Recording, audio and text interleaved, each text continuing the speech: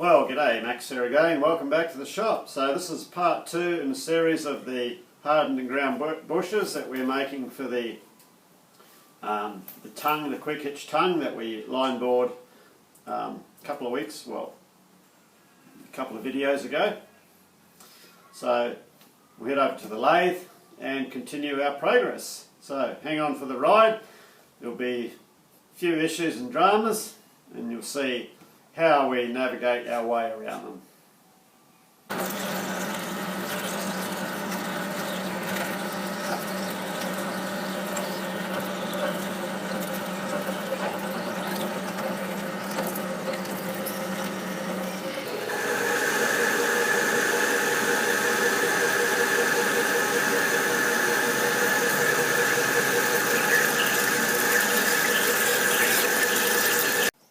Right, we better have a look, see how we're going for size. So the genuine bush,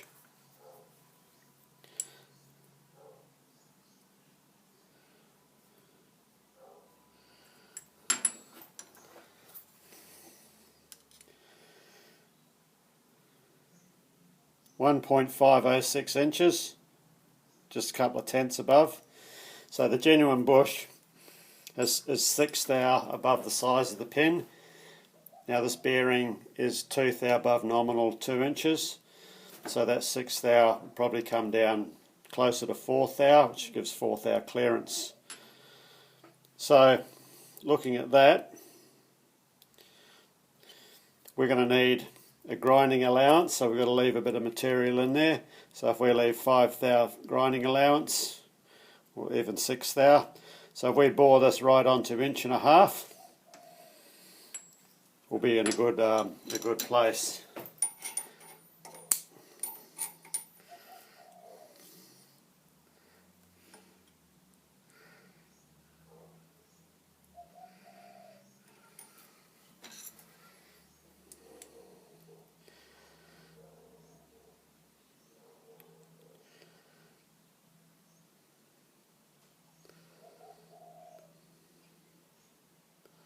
So we're looking at 17 thou to go. Okay, let's take another cut.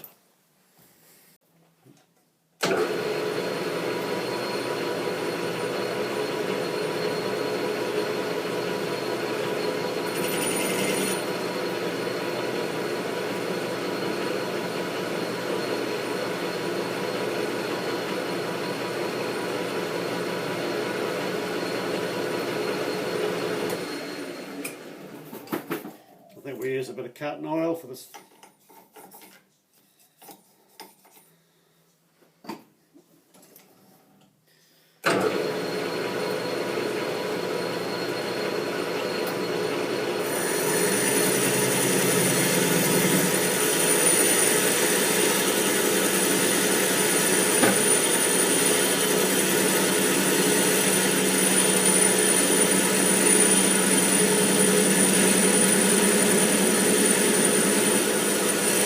Too smoky.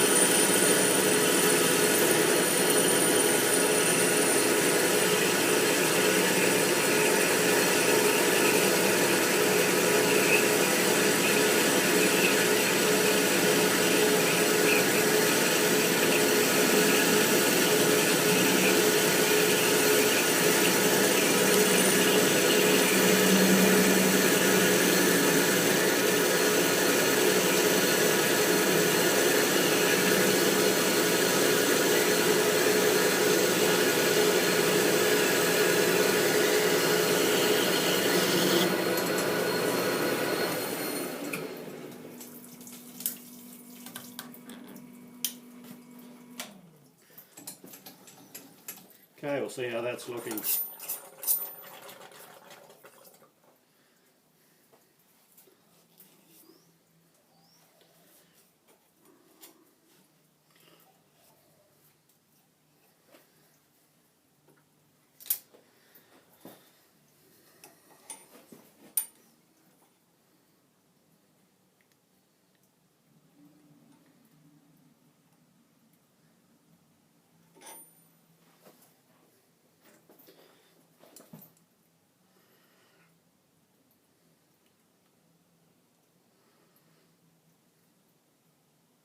6th hour to go.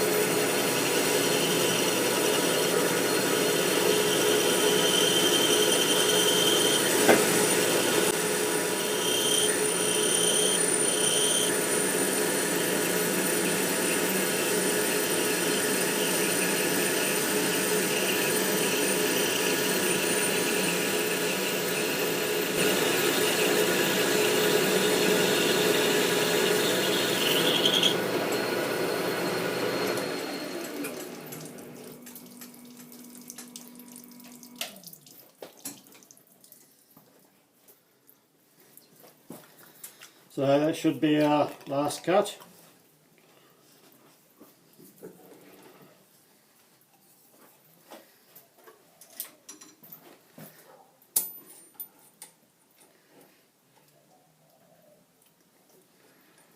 Oops.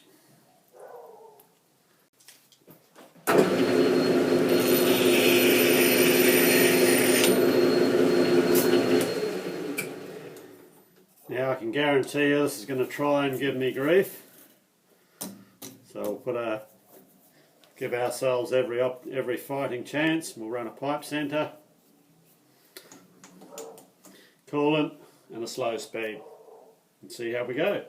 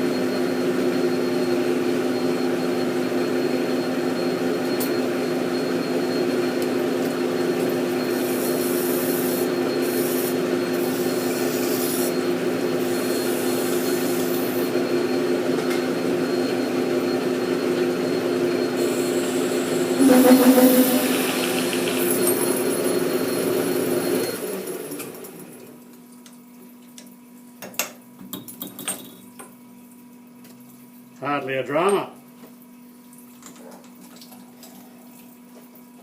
Next one.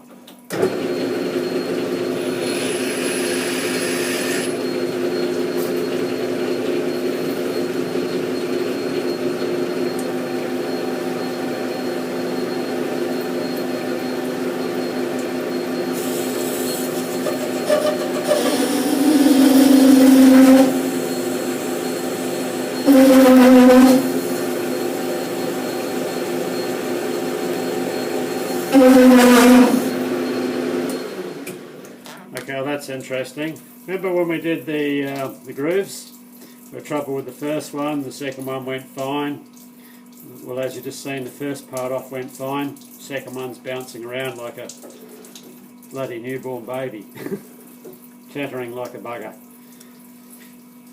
Okay, let's rectify that. What I'm going to do, I'll bring you around and show you.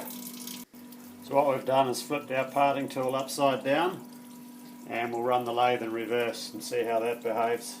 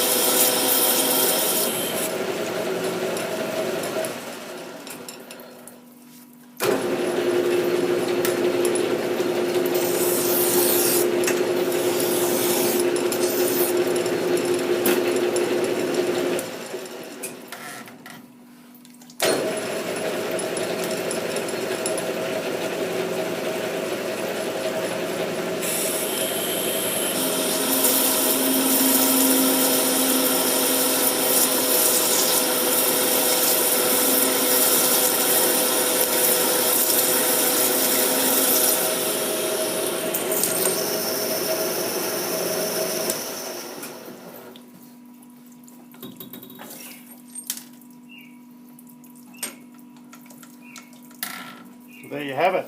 The proof's in the pudding. Okay, so off camera I'll go ahead and bore the remaining two and part them off, and it will be just the exact same process of what we've just done with these ones. When I've done them, we'll bring you back. So the next operation, we have to face both sides to length and chamfer all of the corners, and then we have the 4 holes, grease holes to drill around the outside, and then these will be ready for heat treatment. So we'll get these set up for our facing and chamfering operations.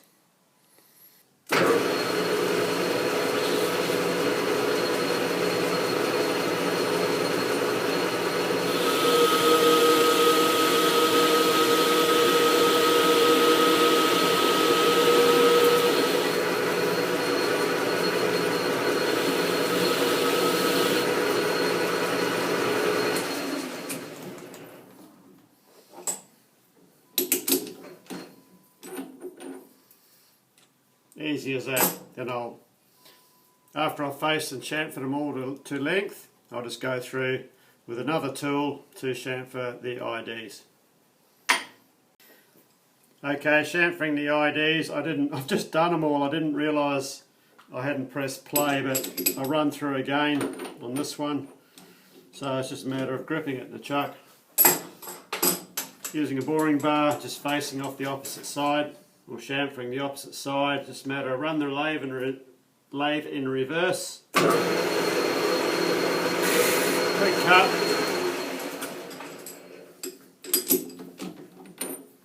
Flip her over. Same thing. Quick cut. But as I said, I forgot to press record, and so I'd already done them all. So, okay, what we can do now, we can head over to the milling machine and get ourselves set up for the 4 holes.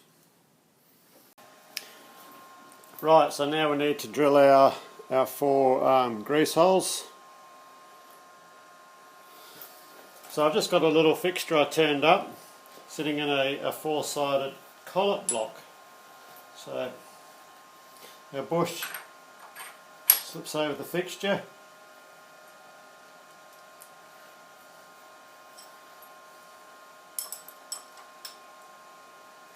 Just has a locking screw in just to stop it rotating, and we get to use our vice jacks. So it's perfect use for them. So remember these. Bloody good set of vice jacks, made from a few of the lads on YouTube for me. Thanks guys. So this should give us a repeatable setup. Drill, rotate, drill, rotate, drill. Let's give it a go, shall we?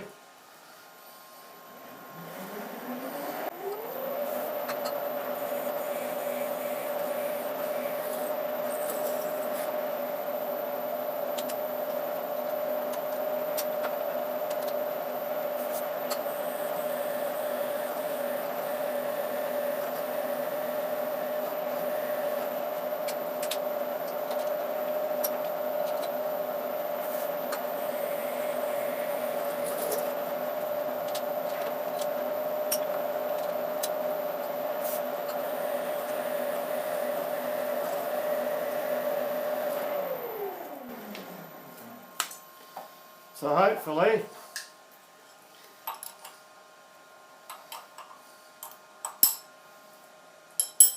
they'll come off.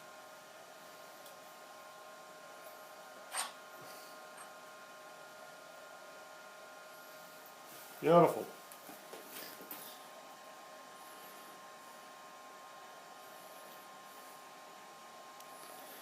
So I'll do the other 3 of those off camera. And then we're ready for a little bit of deburring, maybe on the edges of the holes. That'll probably be alright. And then ready for heat treatment.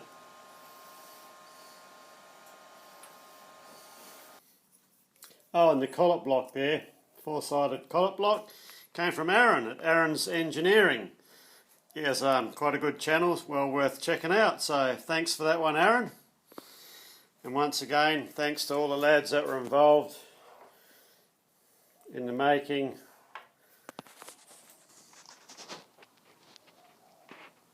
of these little gems here. It's their first time I've used them.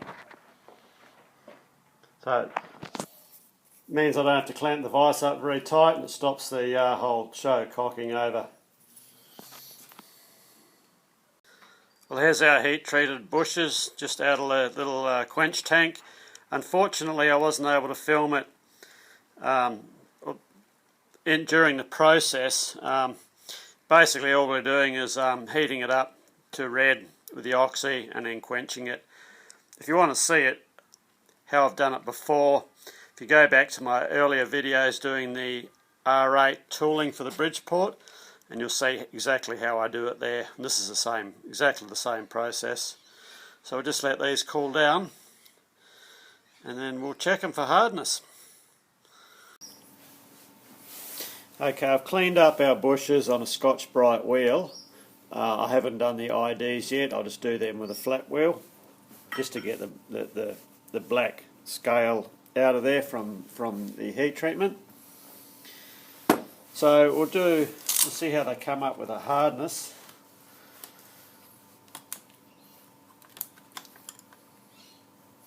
So these two bushes here are genuine bushes. And this is we're going to use our Subosan hardness testing files.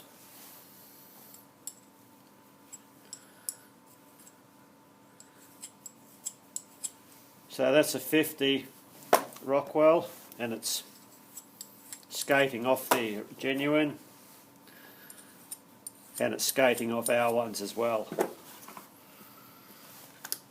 Go to a 55 on the genuine, skates off on ours. So we'll go to a 60. You can just feel it starting to want to bite in on the genuine.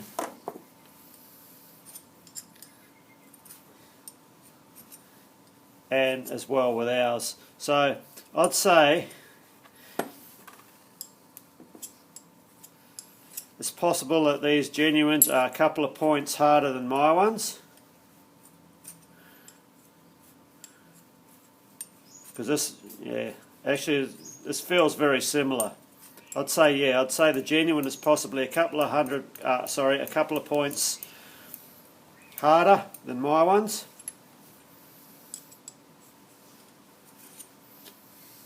So we're in a good position.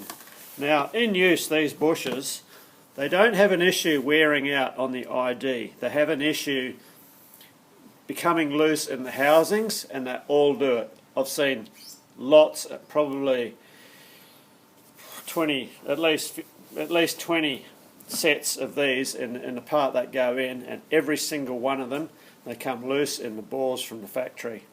So our bushes, we've made them a bit wider. So our bushes are about 6mm wider, so it'll give them more contact in the bore. And we're going to increase the crush on the bearing only by a little bit. These are 2 to 2.5 thou crush in the bores, and we're going to take ours to 3. So what that will mean is these will have to be installed with liquid nitrogen. Now 3 thou crush is standard for a 3-inch bush, and these are a 2-inch, just over 2-inch bush. So that'll keep them in the bores tighter, and the extra length should help them from wallowing out in the bores. So yeah, it would have been good to get the heat treatment on film, but yeah, it's very hard for me to film in that other little shop where I do it, and it's easier if you've got someone else holding the camera that can direct you from heating the bush to bending down to doing the quench. So in the new shop we'll get all that set up better, because we do have a lot of heat treatment to do in the new shop. So where we're at now, okay, I'll go and quickly off camera just whiz these around with a flat wheel on the inside just to clean the black crap out of them, and we'll set these up in the lathe, and we're going to ID grind the bores first.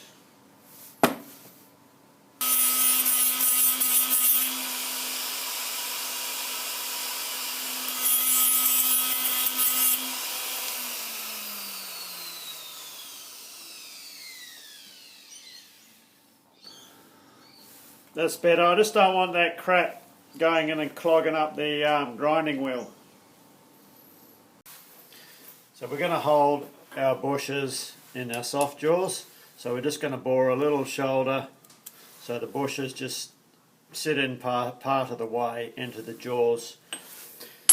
So I've got a slug holding the jaws against the scroll and the chuck, and that's plenty good enough to bore our shoulders and to hold the jaws in the correct position approximately.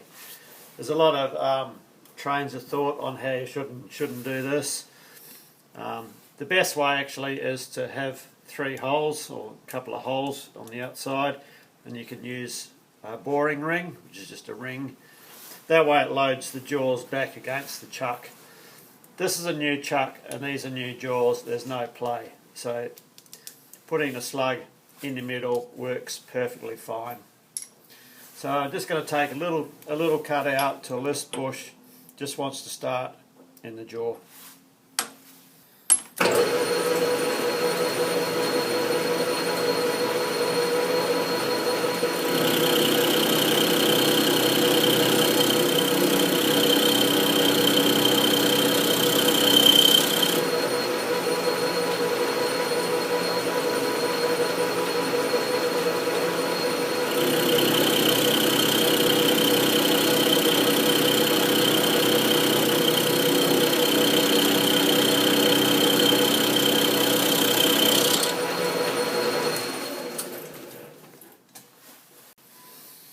Okay, so I've relieved the very corner with the tool, so the rear of the bush has clearance, so it just sits up on the face.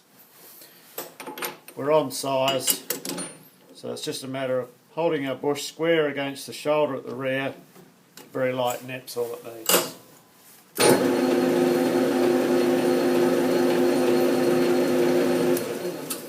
Now the idea of that bush is running beautiful and true. So let's get the grinder set up now and we'll start our grinding. So the reason I prefer to use soft jaws in a process like this is it gives a positive location for the part to sit up against the jaws. So we have a machine shoulder at the back and we're right on the diameter of the OD. So it's really positive method of locking the bush in place with minimal pressure on the bush. So we only have this gripped very lightly as not to distort the bush in any way. So it's just a good positive way of light pressure to clamp a part. And of course with grinding we only need very light pressure. And the other reason why I'm only gripping on a little bit on the end is it gives me a good visual reference on how the bush is running. I don't have to muck around indicating anything in. I can simply look down and I know that that bush is running true. So this is our setup with the ID spindle running in the tool post grinder. So we have a good covering of rags over the machine, and always run a pig mat or two underneath to sort of filter the coolant before it goes back into the tank, so we keep the grinding crap out of the tank.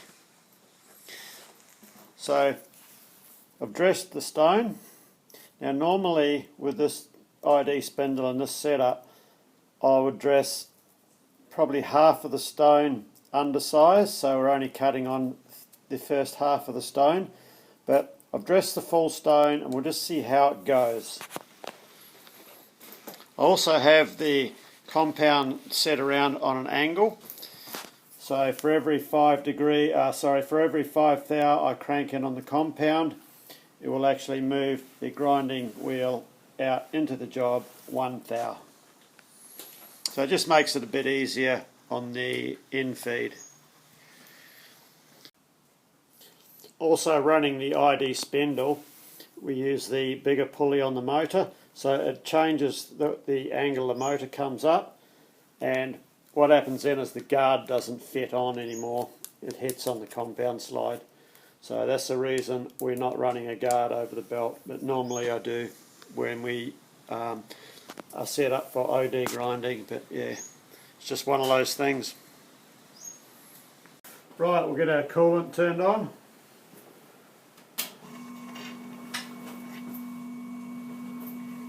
Always run coolant grinding, only need a little bit.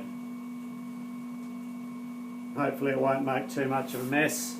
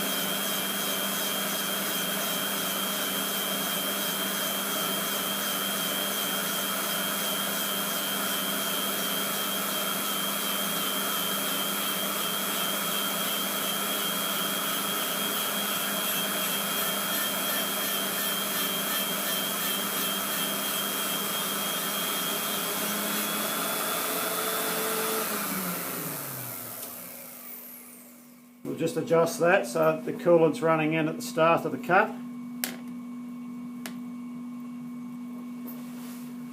see how that goes.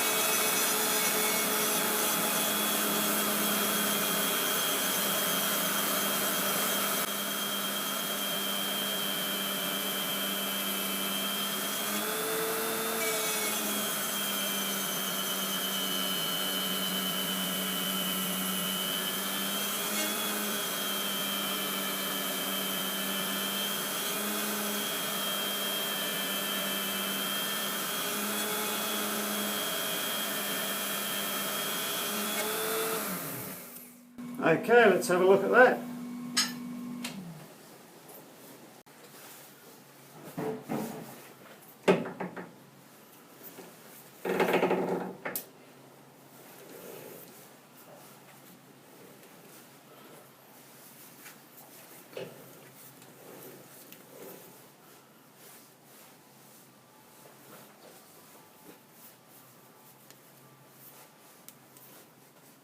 This must be one of those bloody waterproof rags.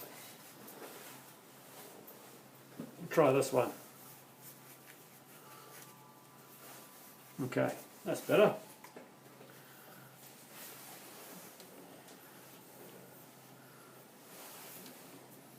Right, we have a very good finish inside, and this bring in, we'll have a closer look, and we'll also take a size check. So that's quite an acceptable finish on the bore.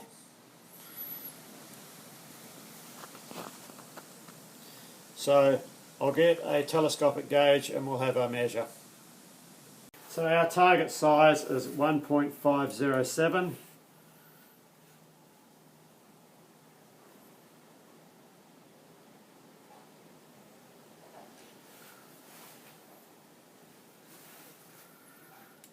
And we are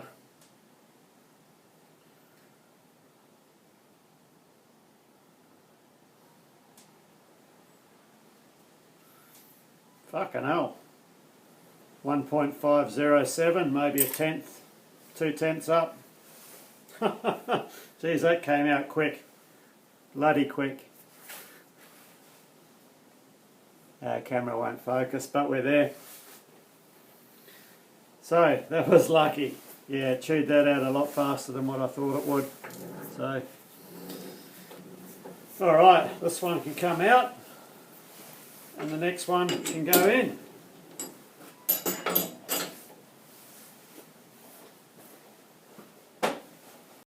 So what I will do now is zero my compound.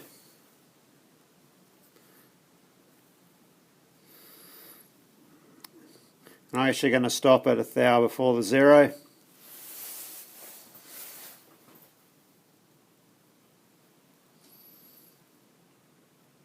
We'll make it 2,000.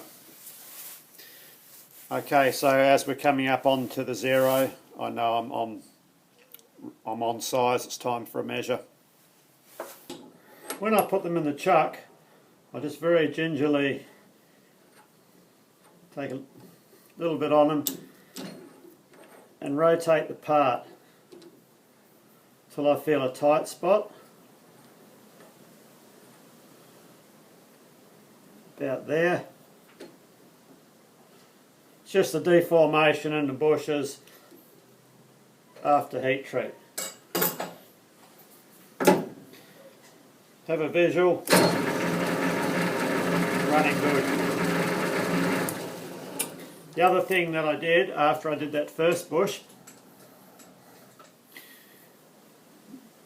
is I relieved one between 1/4 and 1/3 of the wheel away, so we're only grinding on this section of the wheel, and this back section I've relieved away. I just used a handheld diamond dresser to take that down, so that reduces the contact on the wheel. The reason I did that, the first bush there was probably about 1/4 of a thou taper in it, and I feel there was too much contact area on the stone for this grinding setup. If it was in a heavier machine, or if it was in our proper OD grinder over the other shop, would not be a problem.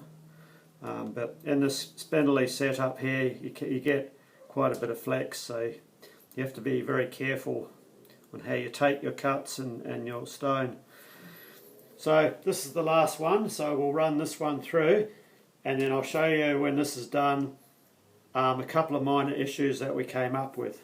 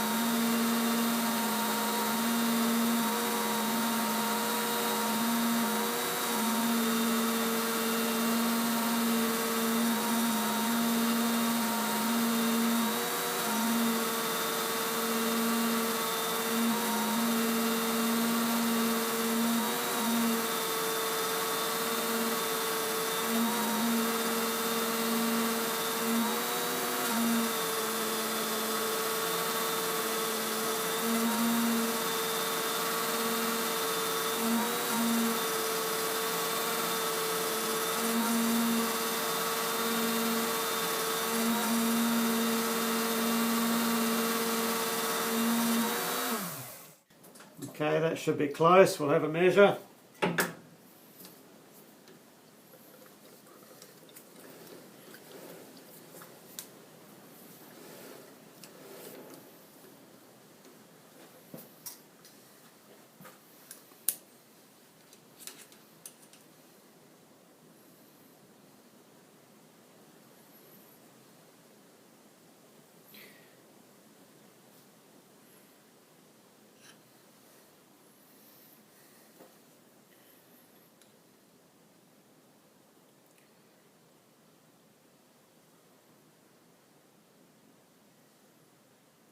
a couple of tenths under.